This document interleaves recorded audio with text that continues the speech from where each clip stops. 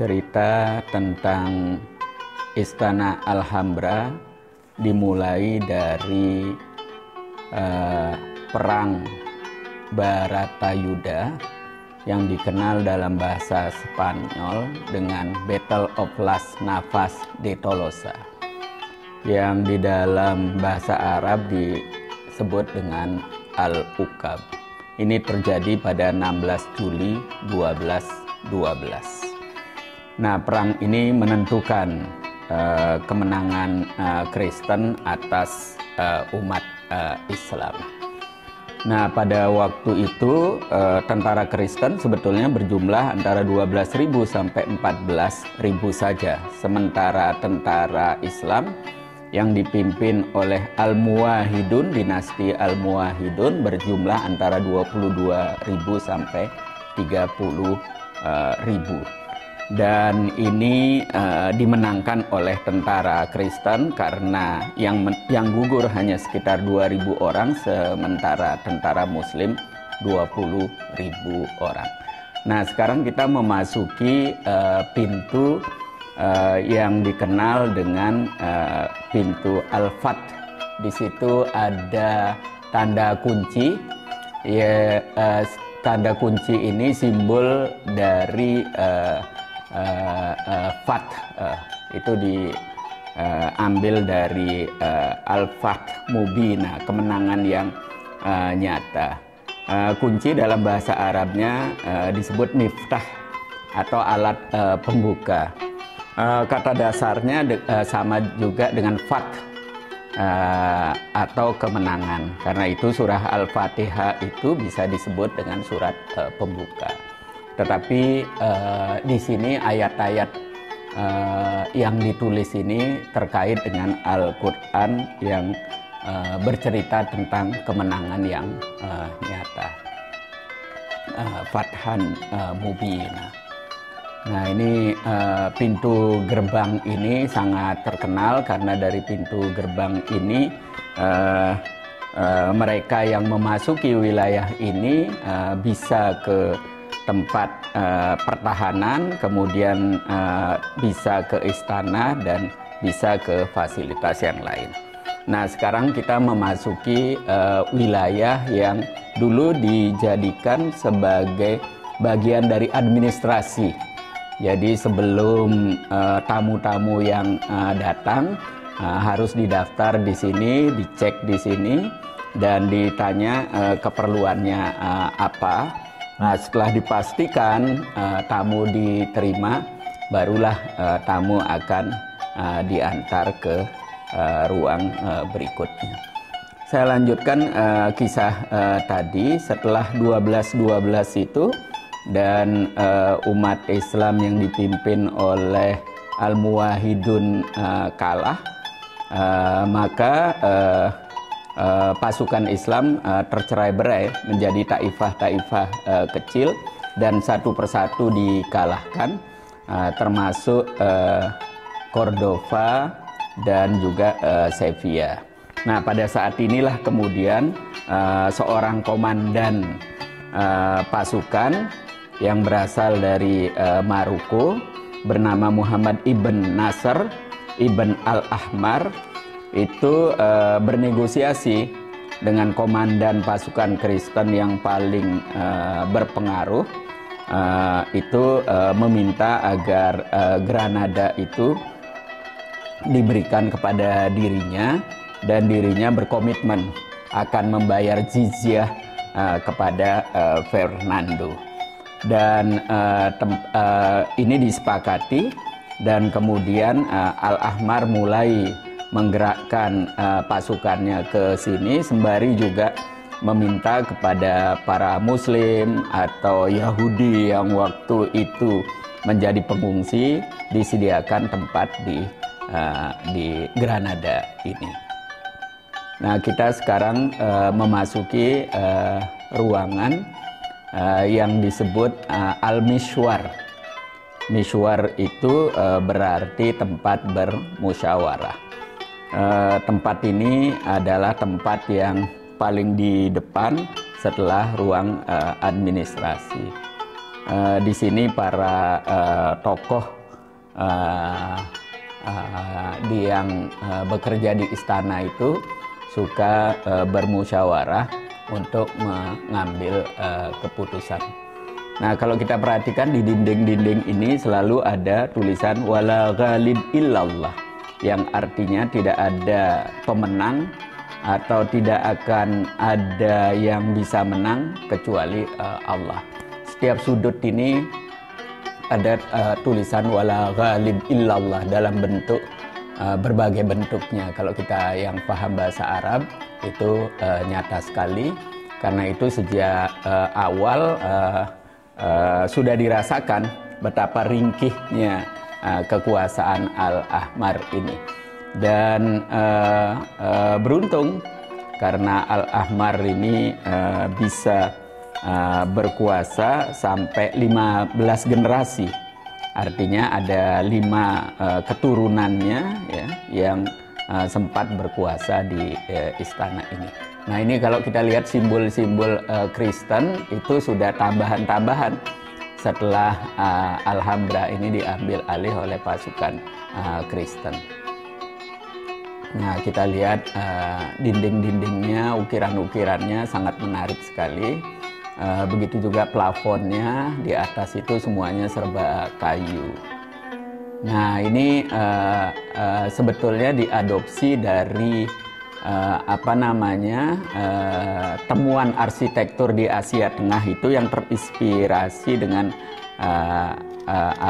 gua stalagmit yang seperti ada tetesan-tetesan dari bagian atasnya. Nah, ini kita lihat berbagai dindingnya itu, ornamennya itu dikombinasi oleh ukiran-ukiran yang sangat unik dan menarik. Nah, ini bagian dari Al-Mishwar ya. Banyak sekali kaligrafi yang dikombinasi antara wala ghalib illallah, kemudian ada ayat-ayat yang lainnya yang semuanya diambil dari Al-Quran.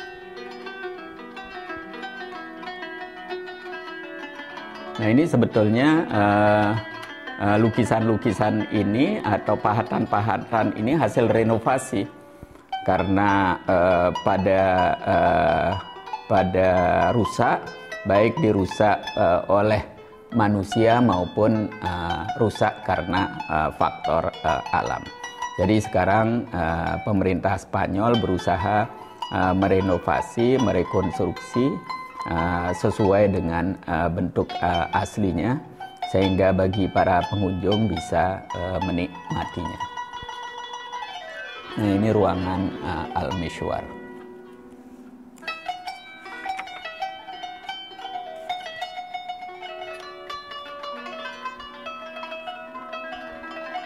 Nah, ini musolanya ya, jadi tempat sholatnya yang terkoneksi dengan Al-Mishwar, sehingga manakala datang waktu sholat, mereka yang mengikuti musyawarah bisa langsung melaksanakan sholat di musyawarah ini. Ini dinding-dinding musolanya ya, kita lihat cukup menarik walaupun tidak besar, tetapi cukup bagus. Nah, sekarang kita bergerak ke ruang berikutnya. Nah, ruang berikutnya ini adalah tempat di mana tamu-tamu negara akan diterima oleh raja. Kita lihat di bagian atasnya itu ada jendela-jendela dan di bagian bawahnya ada 2 pintu. Nah, biasanya tamu-tamu yang akan diterima raja harus berdiri di bagian ini ya. Harus berdiri di bagian ini untuk memastikan apakah tamu itu sesuai atau tidak melakukan hal-hal yang mengganggu. Nah, setelah dipastikan benar, baru akan dibuka pintu yang bagian kanan. Karena pintu yang satunya itu adalah perangkap. Kalau masuk ke sana, akan masuk ke ruang yang gelap, ya, itu perangkap. Nah, ini cara mereka melakukan proteksi, perlindungan, dan pengamanan. Ini bagian dinding ruangan di mana tamu harus menunggu. Ya, jadi dilaporkan dulu kepada sekretaris negara lah, atau sekretaris raja, kepastian yang bersangkutan diterima atau tidak. Nah, ini ada pintu 2 dan di atas ada menara pengawas. Nah, itu lubang-lubangnya itu untuk mengintai, untuk memastikan, menyelidiki. Nah, ini bagian yang akan mengarah ke ruang istana, sementara yang kanannya itu ruang buntu. Kita perhatikan dinding-dindingnya sangat indah, diukir sangat baik. Nah, ini bagian tempat tamu menunggu. Jadi ini berhadap-hadapan dengan ruangan di mana raja akan menerima tamu. Nah, kita perhatikan ukiran-ukirannya sangat indah, nampak berbagai bentuk, lengkungan-lengkungannya juga sangat unik ya, dan menarik.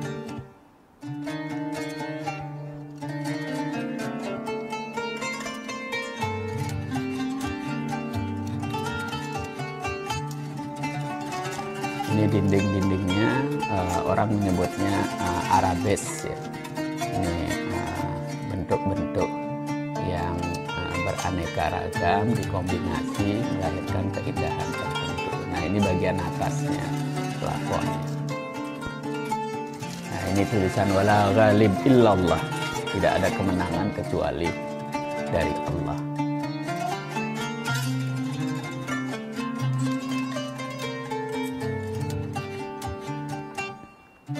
Nah, sekarang kita bergerak ke ruangan berikutnya.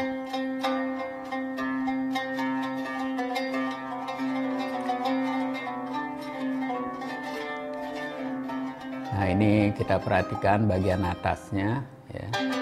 Ini tidak murni Granada, tapi temuan Asia Tengah yang diadopsi dan kemudian digunakan untuk memperindah berbagai ruangan yang berada di Alhambra ini.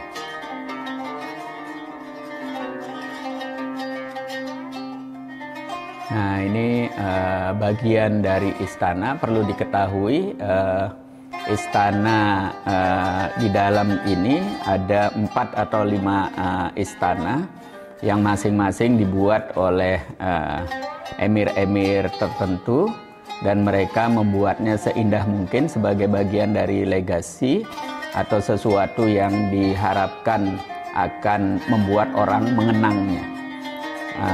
Ini bagian dari ruangan di mana raja menerima duta-duta besar. Nah, kalau kita perhatikan ruangan ini banyak jendelanya dan semuanya ditutup jendelanya ini pada saat tamu memasuki ruangan ini, sehingga tamu harus dituntun dan kemudian setelah duduk baru bagian di mana raja berada itu dibuka secara pelan-pelan sehingga dari belakangnya terpendar cahaya. Ya, sehingga betul-betul ada suasana magis yang muncul, dan setelah itu baru satu persatu jendela dibuka. Ini bagian atasnya, dan itu menggambarkan langit yang bertingkat-tingkat, kemudian menggambarkan bintang-bintang yang ada di langit, dan itu semuanya ada filosofinya. Ada rukun iman, rukun Islam, kemudian juga Asmaul Husna, Al-Asmaul Husna. Begitu juga dinding-dindingnya ini semuanya penuh taburan ayat-ayat Al-Quran. Kalau kita mengunjunginya dipandu oleh guide yang tepat, mereka bisa menceritakan semuanya. Nah, ini bagian dari lantainya. Keramik-keramiknya sebagian asli, tapi sebagian sudah diganti yang baru dan dibuat sesuai dengan aslinya. Nah, sekarang kita bergerak ke istana yang lainnya. Kita perhatikan ini bentuk lengkungannya sangat unik. Nah, sekarang kita berada di istana yang ada airnya.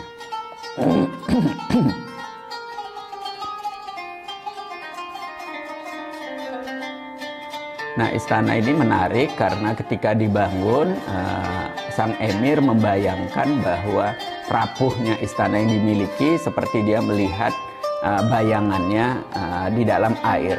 Sehingga manakala ada satu hewan saja yang hinggap di air atau ada benda yang jatuh, dia akan bergoyang. Begitulah rapuhnya bangunan yang ada di depan matanya. Ini semacam pengingat bagi emir sendiri. Ini bagian atasnya sudah diubah ketika Kristen sudah mengambil alih istana ini.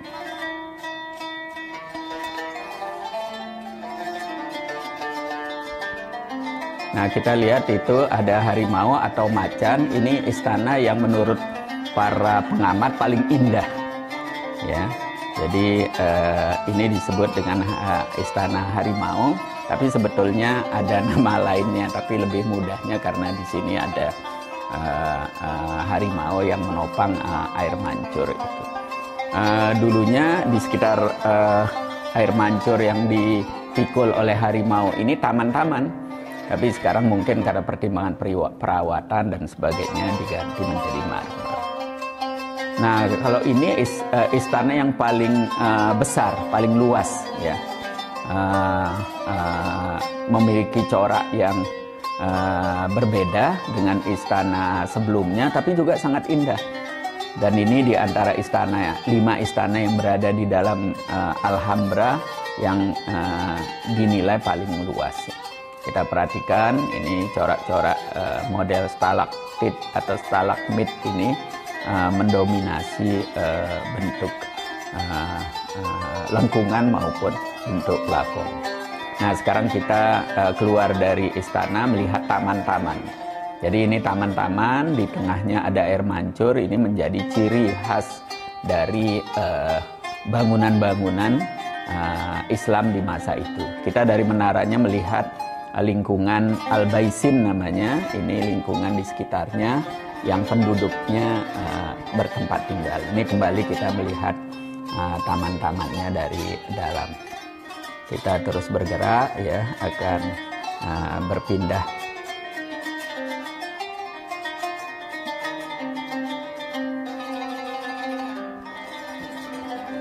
Nah, kita sekarang berada di bagian luar Istana Alhambra dan kita menuju istana musim panas yang dikenal dengan nama Al-Aqrab. Istana musim panas ini berada paling tinggi dan berada di luar istana Alhambra, tapi masih berada di dalam benteng. Nah, ini taman-tamannya di antara istana Alhambra dengan Al-Aqrab.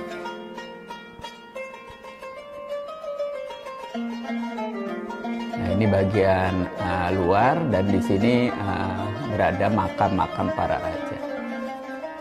Sekarang saya berada di luar Istana Alhambra, tetapi masih di dalam kompleksnya. Background itu disebut dengan Jannatul Aqrab, ya, atau surga yang tinggi, diambil dari nama surga di dalam Al-Quran. Nah, raja di musim panas biasanya keluar dari istana terus tinggal di situ. Nah, tentu tempat itu lebih dingin, lebih cocok di saat musim panas. Nah, di sini ada taman-taman yang sangat indah sekali, tetapi bukan hanya taman yang dihiasi oleh bunga-bunga, tapi ada buah-buahan yang juga bisa dinikmati oleh keluarga kerajaan.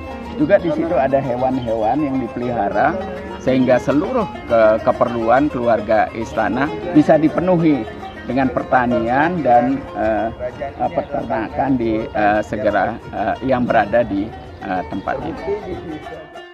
Ya, kita perhatikan taman-taman ini, nanti kita semakin ke sana akan semakin indah. Coba bayangkan ya, cemara ditata seperti ini. Ini kan simbol peradaban. Ya. Kalau orang tidak punya visi yang jauh, ya, tidak menghormati, ya. Ini kan semuanya ekspresi, ya. kecerdasan, kecintaan terhadap keindahan, ya. Kemudian juga memelihara lingkungan. Nah, karena itu para arsitektur Islam yang sekarang ini mencoba merumuskan apa yang disebut arsitektur Islam.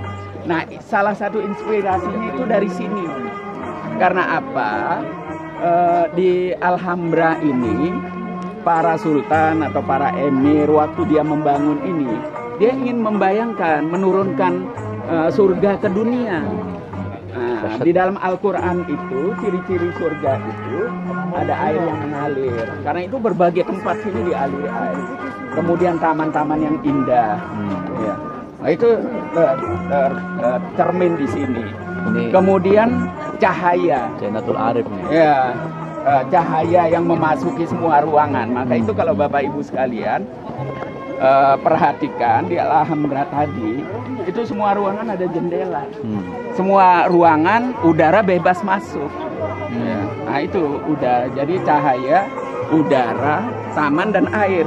Nah, itu yang saya lihat sekarang salah satu ciri yang disebut dengan arsitektur Islam. Nah, karena itu wujudnya tidak harus bersimbol masjid, tidak gitu. Karena itu Pak Luqman dari ITB ketika membangun Salman itu, dia melihat ini. Itu sebabnya itu masjid pertama di Indonesia yang tidak ada kubahnya atau kubahnya terbalik. Perhatikan, menyangga begini. Karena menurut teori kubah-kubah itu kan juga diperdebatkan apakah itu memang simbol Islam atau adopsi Islam. Karena di zaman Nabi nggak ada masjid pakai kubah, nggak ada. Jadi kalau kita lihat film The Message, masjid yang dibangun itu cuma pakai pelepah korma dan daun korma. Nah, itu kan kemudian perkembangan berikutnya. Tapi lepas dari itu, nah ini coba lihat ya. Ini kan ada air, pohon-pohon yang ditanam. Bersih juga ini. Ini seperti dinding. Ini pohon cemara ini. Indonesia bahasa. Ini bunga apa namanya itu, tunjung. Apa? Teratai. Orang Bali bilang tunjung. Benar Pak Komang. Ini orang Indonesia bilang teratai, tapi orang Bali bilang bunga tunjung. Nah, ini jenis cemara dibuat seperti dinding, kemudian dibentuk ya dalam berbagai bentuk yang orang Jepang menyebut apa? Labirin. Bukan. Orang Jepang menyebut apa, ini sekarang jadi ciri orang Jepang. Kalau di Indonesia itu jadi pohon-pohon kecil yang diatur-atur. Bonsai.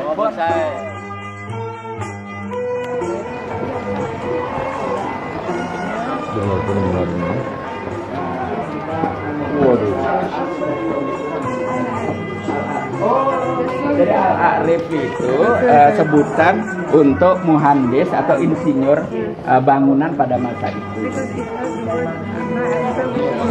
Karena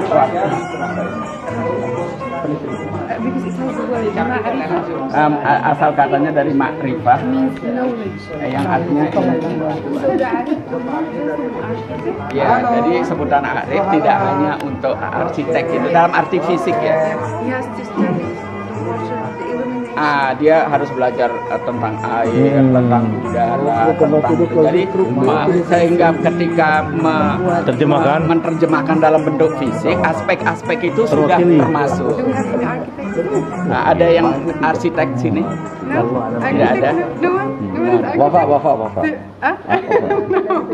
So this was the main entrance of Ini pintu masuk utama. Now we came walking. Sekarang kita bergerak. At that time we saw on the horses.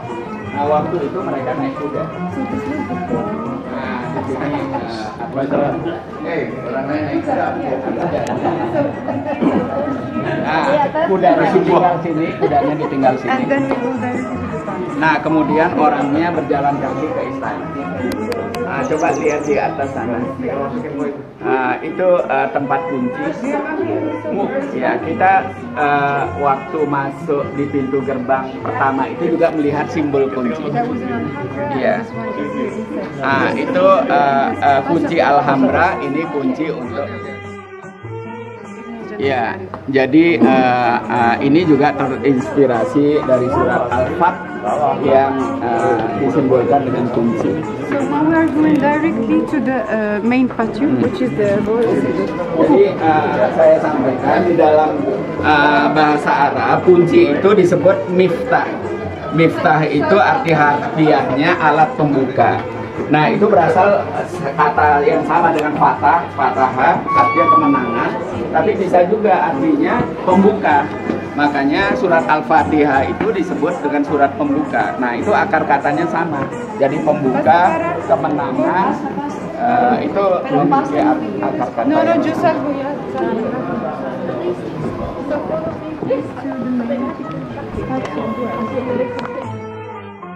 Sudah mendengar suara air.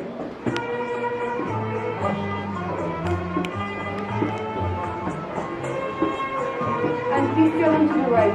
Nah, kita bergerak belok ke kanan.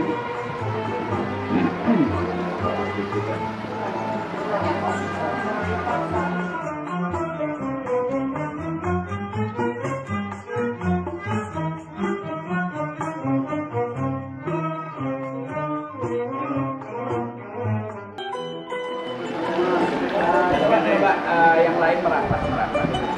So before that we end, because this will be the last part, Ini bagian yang terakhir dari episode tour kita. I will tell you the last Quranic verse that they found here inside Jannah. Kami akan jelaskan bagian yang sangat penting di dalam istana Al-Ain. Ini berasal dari surat Yasin.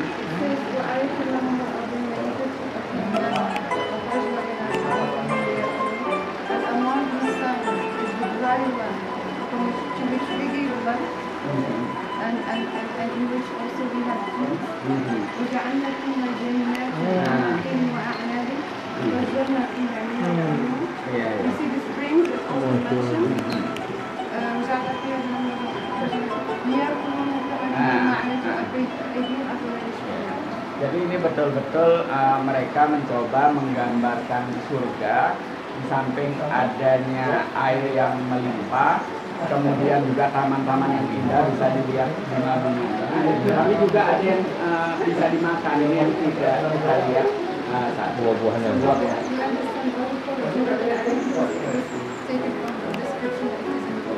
Iya. Nah, ini kenapa disebut Jannatul Akhir karena diambil dari Al-Quran. So the level, look at the Lihat level. coba level. Sama ya. Level garden dan air. Water is flowing from here. Airnya. The gardens are higher than the water. Oh iya, tamannya lebih tinggi daripada air. Seperti Allah menyebutkan tajri min tahtihal anhar, ya di bawahnya. Ya, karena itu bisa dilihat bahwa airnya ya.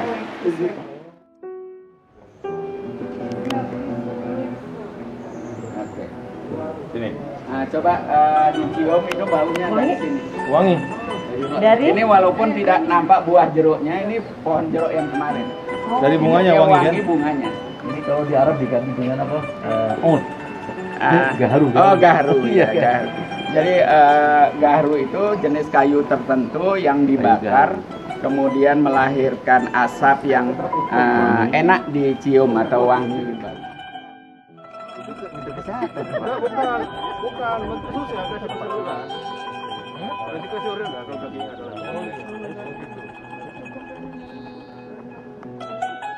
Sebelum meninggalkan tempat ini akan ditunjukkan bagaimana aliran itu dan bagaimana pintu air yang terdekat yang mengatur masuknya air ke tempat ini. Jadi air di atas sana ada tangki air yang sangat besar. Because they need to store water. And Yeah. after that they are going to use it. Mereka mengumpulkan air yang diambil dari bukit sebelah itu di sana, kemudian didistribusikan ke seluruh Alhambra ini. Yeah. Nah, pada waktu itu mereka sudah mempelajari jangan membuang-buang air. Now we talk about recycling. Nah, mereka sudah mengenal yang disebut dengan recycling. They was using like for example water or whatever, all the things like hikmah, you don't waste. Like Ya, mereka tidak mau membuang-buang air karena di sini tidak mudah mendapatkan at air. that time they used to bring the water from the source or from the fountain. Ya, pada waktu itu mereka juga memanfaatkan air buangan itu untuk air mancur. They use it in Alhambra in general. Kemudian mereka juga mendistribusikan ke seluruh Alhambra untuk berbagai keperluan. And the rest goes back to the river. Dan kemudian begitu selesai disalurkan ke sungai. So this is recycling water and never wasting it. Itu sistem recycling yang mereka buat pada waktu itu. From the source to the palace, from the palace to the river. Dari sumbernya ke istana, dari istana ke sungai. Something else also because Alhambra is really high, the river is down. Faktor alami memudahkan karena Alhambra di tempat yang sangat tinggi, sedangkan sungai-sungai itu berada di tempat yang sangat rendah. In some parts we have water mill. Di beberapa tempat waktu itu digunakan kincir air. It takes the water from down. Itu mengambil air dari bawah untuk dibawa ke atas Then it brings the water to Alhambra. dan kemudian dimasukkan ke Alhambra. And right now we are going to see the waterway of the Sekarang kita akan melihat sistem pengairan itu yang dibuat 13 abad yang lalu dan sampai sekarang masih berfungsi. So this is how we have water in Alhambra since Muhammad the first. Nah, air yang masuk sini dari kanal yang saya sebutkan tadi sejak Muhammad I. Here comes the river. Kita lihat sungainya. And then it's the one that goes Nah, ini kanalnya. Nah, ini salah satu kanal yang memasukkan air ke distribusi ini bentuk ini. Kalau sekarang kan pakai pipa, dulu begini. Kanal gitu. Pakai corongan ya, iyalah. Yang kecil itu terbangannya. Bukan corongannya itu, ini loh salurannya. Saluran air ini kan, Itu. sharing ini kan. Nah, ini masih asli. Ini yang saya sebut dengan pintu pengendali. Jadi diatur dari sini ketika masuk. Ini dari jalan-jalan salju dari Iya, itu ya? iya, sumbernya itu. Nah, ini kan masih mengalir, ini asli ini. Nah, ini kan di bawah ini dia masuk ke selokan itu, masuk itu. Nah, ini salah satu pintu pengaturnya di sini. But over there we have a well. Iya. Well. Nah, di situ ada itu pengendalinya itu. Itu yang tertutup itu kalau dibuka dia bisa ngatur. We control speed The of flow, water. ya, dia ngatur kecepatan air. And also the tower that we see over there. Dan juga menara di situ. That can be to control the purity of water. Dia bisa mengontrol kebersihan air ini. Because if something happens, if they want to kill the whole Kalau dia jaga, di sini ada pengawasnya, jaga-jaga kalau ada orang yang memasukkan racun atau apa untuk they can poison the water. ya. Dan So bisa now we're going membunuh, outside. keluarga istana. To the library, inshallah.